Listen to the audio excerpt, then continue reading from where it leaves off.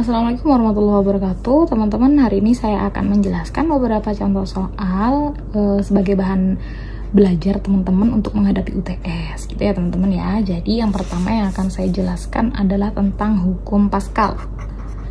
Ini yang pertama ya, yang kemarin sudah sempat teman-teman diskusikan dengan anggota kelompok. Jadi hukum Pascal itu ciri-cirinya adalah ada sebuah saluran air gitu ya, dengan perbedaan luas permukaan kayak gini. Ada yang kecil dan ada yang besar. Nah, tujuannya tuh jelas teman-teman. Tujuannya dari hukum Pascal itu adalah menciptakan gaya yang lebih besar hanya dengan memberikan gaya yang kecil gitu. Nah, jadi di sini akan diberikan gaya gitu ya, F, dan nanti di sini juga akan menghasilkan gaya gitu teman-teman. Nah, yang kecil ini kita anggap saja dia adalah permukaan yang pertama, dan yang gede ini kita anggap permukaan yang kedua gitu ya. Jadi F di sini namanya F1 dan di sini F2, tapi tidak selalu gitu ya teman-teman. Yang kecil itu F1 dan yang gede F2 itu terserah teman-teman aja seperti apa. Nah, di sini yang berbeda kan jelas ya. Yang berbeda itu adalah luas permukaannya. Jadi variabel yang kedua itu adalah tentang luas permukaan. Ada A1 dan ada A2. Nah, jadi ada 4 ini teman-teman. Ada F1, A1, F2 dan A2. Nah, hukumnya itu menyatakan bahwa tekanan itu akan sama di segala arah gitu teman-teman. Jadi dapat ditulis bahwa P1 itu sama dengan P2. Kalau ada P3 ya it's okay, sama dengan P3 juga. Nah, P itu kalau teman-teman masih ingat kemarin di tekanan yang biasa itu P itu kan F per A ya. Nah, jadi di sini tetap P itu juga F per A, sama. Nah, kalau di P1 berarti itu ada F1 dan A1. Kalau di P2 itu ada F2 dan A2 gitu ya teman-teman ya. Jadi ini adalah hukumnya gitu, atau persamaan dan rumusnya. Oke, kita langsung lanjut ke contoh soalnya. Tentukan gaya yang keluar pada dongkrak hidrolik yang memiliki luas permukaan masing-masing 2 cm² dan 7 cm² jika diberikan gaya sebesar 15 Newton. Oke, kita tulis diketahuinya ya seperti biasa teman-teman. Diketahui di sini ada 2 cm² dan ada 7 cm². Nah, ini kan kita kan tinggal pilih ya, ini kira-kira F atau A-nya nih. Tapi dia tuh cm². Nah, berarti dia ya pasti A-nya gitu ya teman-teman ya. A1 dan A2. Di sini ada yang kecil dan ada yang besar. Karena yang kecil tulis duluan, kita kasih dia label A1 ya. Berarti A1-nya itu 2 cm² dan A2-nya adalah 7 cm². Jika diberikan gaya sebesar 15 Newton. Oke, berarti ini diberikan pada A1 ya teman-teman ya, F1. Karena kan kalau dongkrak hidrolik gaya yang keluar itu ya gaya yang besar gitu teman-teman. Berarti F2 nanti yang dicari. Jadi 15 Newton ini adalah F1. Yang ditanya adalah F2. Oke. Jadi tulis aja ini. Tulis saja rumusnya dulu. F1 per A1 sama dengan F2 per A2.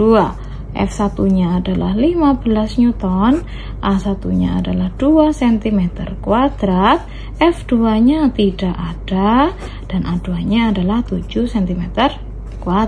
Nah, Bu, ini gimana? Kan ini dia centimeter nih, nggak diubahkah ke meter? Nah, ini teman-teman, kalau kita pakai yang seperti ini ya, persamaan yang keruas kanan dan kiri identik seperti ini, itu enak banget karena kita tidak perlu merubah dia ke satuan yang MKS gitu ya, yang meter gitu-gitu, karena dia sentimeternya toh nanti juga kecoret gitu teman-teman. Nah, ini buktinya. Jadi dia kanan dan kiri itu kan boleh dicoret ya teman-teman ya. Jadi cm²-nya juga tercoret dia gitu. Kalau misalkan diubah jadi meter pun ya dia nanti tetap tercoret juga gitu. Nah, jangan buang-buang tenaga ya. Nah, di sini cara mengerjakannya pakai perkalian silang aja teman-teman. Jadi kanan atas dikali kiri bawah, kiri atas kali kanan bawah gitu ya. Jadi F2 kali 2 usahakan setiap variabel gini yang ada hurufnya itu ditaruhnya di kiri ya teman-teman ya, biar enak dan tidak bingung. F2 kali 2 itu 2F2. 15 kali 7 ya tulis aja dulu gitu ya. 15 kali 7. Ini satuannya Newton ya. Jadi tinggal Newtonnya aja. F2 itu adalah 15 kali 7 dibagi 2 gitu teman-teman. 15 kali 7 70 105 Newton dibagi 2. Hasilnya adalah 52,5 Newton gitu ya. Jadi hasil dari F2, oh memang benar ya, ternyata kalau luas permukaannya lebih membesar gitu, gayanya juga ikut membesar gitu ya teman-teman ya. Oke, lanjut ke contoh soal yang kedua, masih di hukum Pascal ya teman-teman ya. Oh ini tadi berarti soal nomor 1 ya, ini soal nomor 2. Nah sama aja sebenarnya ya. Di sini kira-kira yang ditanyakan apa nih? Yang nggak ada berarti oh ya yang ini ya, F yang di sini nih yang nggak ada, F di permukaan yang kecil yang nggak ada. Kita tulis dulu diketahuinya, pokoknya diketahui. Nah ini nggak ada, oh berarti cuman ini nih, berarti dia ini F yang kedua ya teman-teman ya, F2 27.000 Newton. Nah ini lah Bu, ini kok sentimeter ya, yang tadi kan enak nih sentimeter kuadrat nih, bener A. Ini kok dia nggak kuadrat, boleh nggak dikasih kuadrat?